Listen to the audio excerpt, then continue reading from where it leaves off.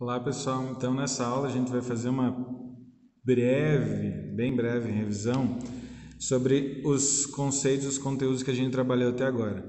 A gente trabalhou temperatura e calor, escalas termométricas, funções termométricas de variação de temperatura, os processos de propagação de calor e dilatação térmica. Relembrando, nos outros vídeos que eu fiz, tem todos esses conceitos falados e comentados com exemplos bem detalhadamente. Então, assim, temperatura. Qual que é a diferença de temperatura e calor? Calor, pessoal, é energia em trânsito. O calor ele flui espontaneamente de um corpo com maior para um corpo de menor temperatura. Energia em trânsito. A temperatura, pessoal, ela faz o quê? A temperatura, ela mede o grau de agitação das partículas. Grau de agitação das partículas. Quanto mais agitadas as partículas de um corpo, maior vai ser a temperatura. Quanto menos agitadas, menor vai ser a temperatura. O que faz um corpo mudar de temperatura? Se ele recebe ou perde calor. Imagine o seguinte, se eu tenho dois corpos, A e B. O corpo A tem uma temperatura maior que o corpo B. Então, temperatura de A maior que a temperatura de B. Após algum tempo, o que vai acontecer? Se eles estiverem em um sistema isolado termicamente, eles só vão trocar calor entre si. Se o calor flui espontaneamente, o corpo A vai ceder calor para B. Após algum tempo, a temperatura de A vai baixar e a temperatura de B vai subir, igualando. Isso que significa equilíbrio térmico, certo? A lei zero da termodinâmica, ela diz basicamente o seguinte: se eu tenho dois corpos, se eu tenho três corpos, A, B e um outro corpo C, se A e B têm temperaturas iguais, estão em equilíbrio, A e C também estão em equilíbrio. Isso é meio lógico, essa é a lei zero da termodinâmica. Por que a gente deixa, por exemplo, quando a gente coloca um termômetro debaixo do braço de uma pessoa e a gente deixa um tempo? A gente deixa esse tempo para quê? O nosso corpo troque calor, ceda calor para o mercúrio ou o outro fluido que tiver lá dentro do termômetro, para que ele faça o quê? Para que ele expanda, aumente sua temperatura atingindo o equilíbrio térmico. É necessário que a gente deixe esse tempo. Vocês sabem que os termômetros eles são instrumentos que são utilizados para medir temperatura. Os termômetros, eles trabalham, a boa parte deles, a maioria deles, trabalha com o conceito de quê? De dilatação térmica.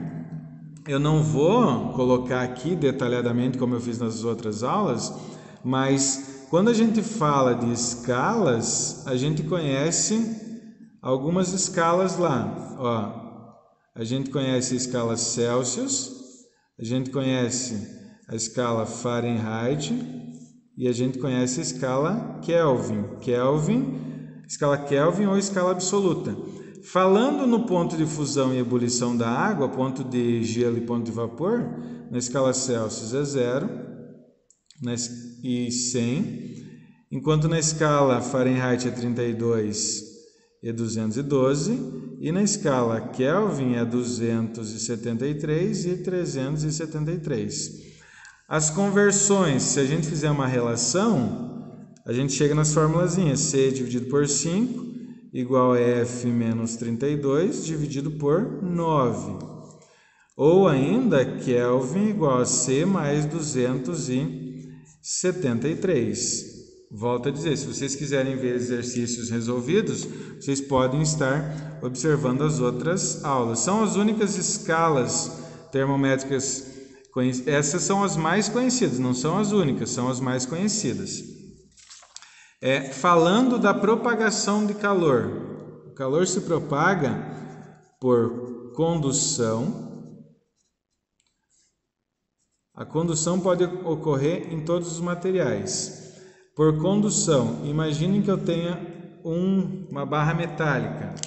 E essa barra metálica, essa parte aqui, receba calor. O que vai acontecer com as partículas aqui? Elas vão se agitar, Esse movimento vibratório, ele vai passando partícula por partícula. Quanto maior o movimento vibratório, maior a temperatura. Então, a condução não ocorre só nos sólidos, ela ocorre preferencialmente nos sólidos, mas pode ocorrer em outros materiais também. O calor é conduzido partícula por partícula. A convecção, pessoal, a convecção ela ocorre preferencialmente nos fluidos. Quais são os fluidos? O que são fluidos? São líquidos e gases, certo? Aqui não tem transporte de matéria, não há transporte de matéria na condução. O que significa isso? As partículas que estão aqui não vão vir para cá, certo? Já na convecção, não. Imagine vocês que eu tenho uma panela lá com água. E essa panela, ela receba calor. Aqui vão acontecer dois processos. O alumínio, que é um bom condutor térmico, vai passar calor para a água por condução. A água vai se aquecer por convecção, porque a água se aquece, fica menos densa e sobe. A água fria de cima, mais densa, desce. Então, cria-se aqui uma corrente de convecção. E aqui existe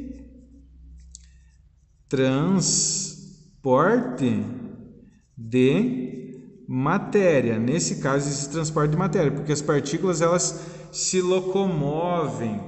E na radiação, pessoal, a radiação pode ocorrer sem que haja contato. Imagine que você tenha uma fogueira lá. E você esteja lá, você esteja a uma distância dessa fogueira, uma distância determinada lá. Você vai poder se aquecer ou vai poder sentir o calor?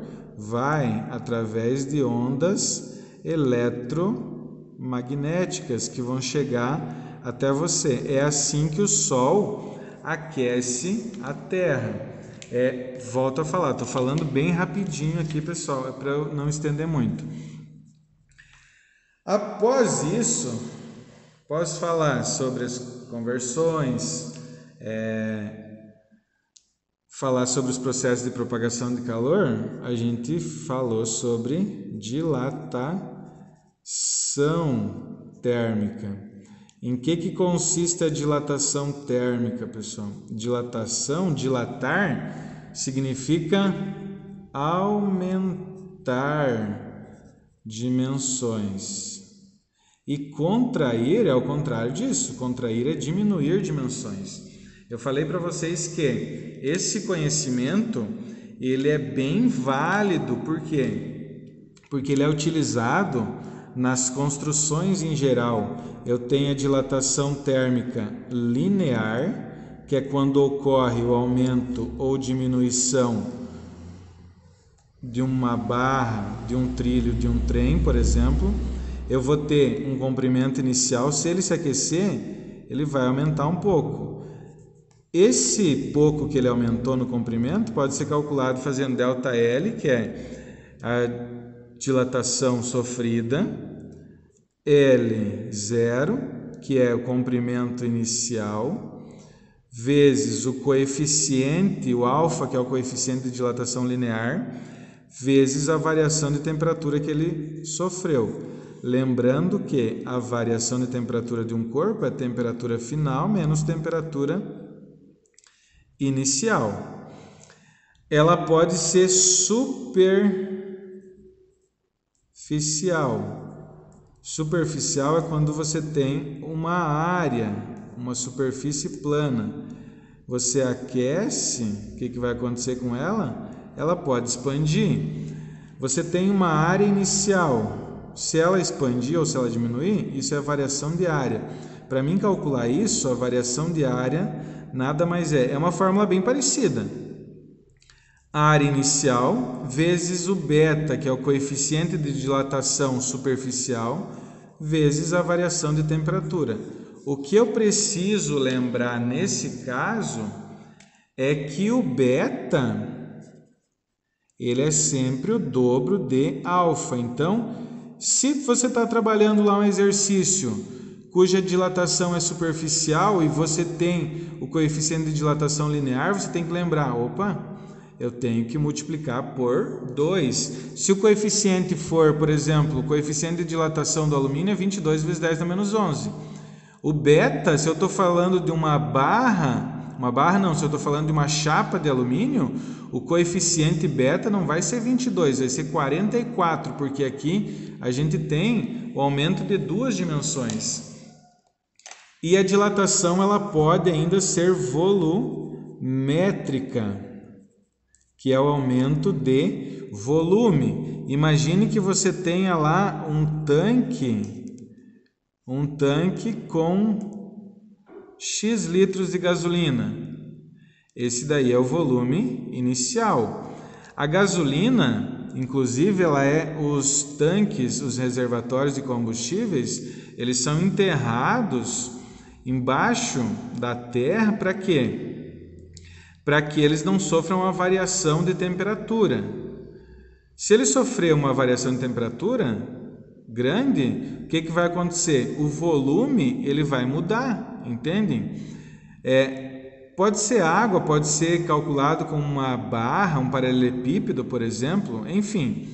Para mim calcular a variação de volume, eu vou fazer o volume inicial vezes o gama, que é o coeficiente de dilatação volumétrico, vezes a variação sofrida. E aqui, como aumentam 3 dimensões, eu tenho que lembrar que o gama, que é o coeficiente de dilatação, ele é o triplo de alfa.